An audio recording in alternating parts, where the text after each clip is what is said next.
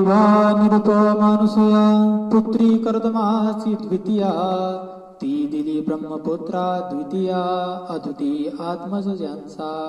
आणि अशा पद्धतीची काही निरुपम जिला उपमास कोणाची देता येत नाही हो. आणि अशी असणारी ती अनुसूया तर ती कर्दम ऋषींची दुसरी मुलगी होती.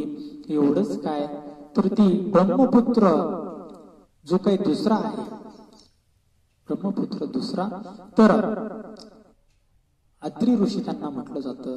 तर त्या अद्वितीय असा पुत्र दुसरा होणार नाही, असा ऋषी दुसरा कोणी होणार नाही, असा अद्वितीय आत्मज ब्रह्म देवाचा अद्वितीय अशा प्रकारचा पुत्र जो अत्रि आहे तर त्याला ह्या कर्दम ऋषींनी आपली कन्या जी निरुपम आहे जिला उपमा देतात नाही ती अनुसूया ही बहाल केलेली आहे, देव केलेली आहे असं टेंबेस्वामी म्हणतात.